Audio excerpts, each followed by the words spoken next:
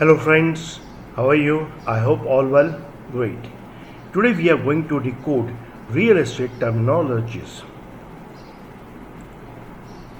So friends, you have decided to buy a property, be it residential or commercial, but are confused by the jargons used by real estate agents and builders.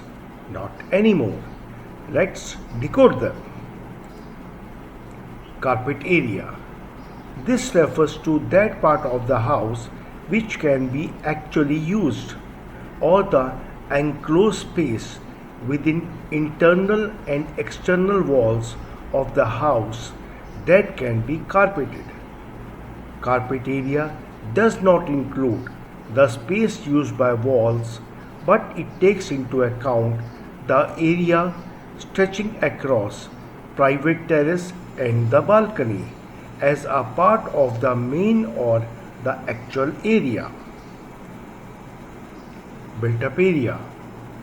This term denotes the square inch of the house from the internal and external walls to carpet area, including terrace and balcony. In some regions, this is referred to as plinth area, which is usually around 10 to 20% more than carpet area. Super built up area.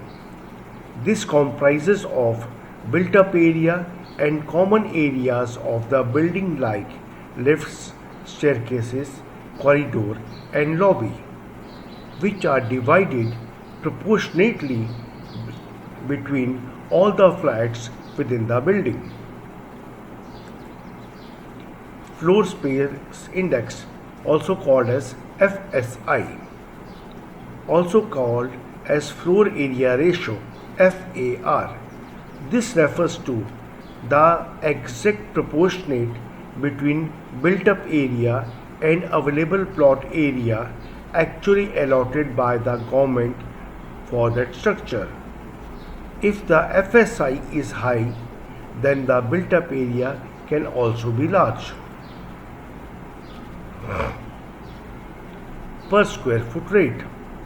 This refers to per square foot rate of the super built up area that is determined by the builder and is used by him to state the flat's price to the seller.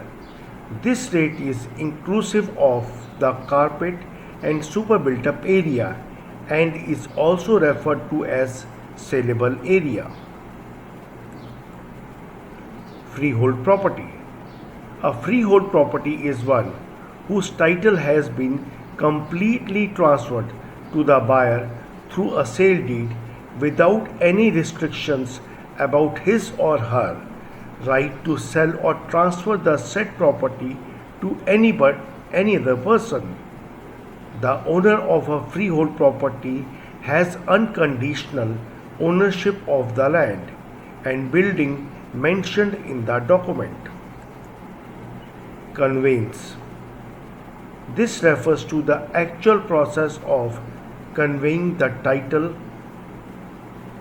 rights, and all ownership interests of the said property in the document to the buyer from the owner selling the property.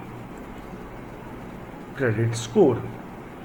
This is the measure of an individual's credit worthiness that is statistically derived from his or her past records of the dealings with financial bodies. Certificate of occupancy.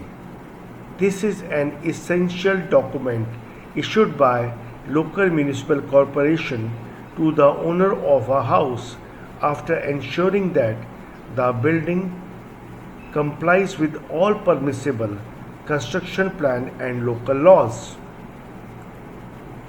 Allotment letter. This is a letter given by the property developer allotting the specific piece of land or apartment unit to the buyer, which could be under development or construction. So friends, I hope you have understood some terminologies about real estate. In case you want to know about any other terminology, do let me know in the comment section so that I can give the details to you. Thank you, friends. Good luck and bye bye.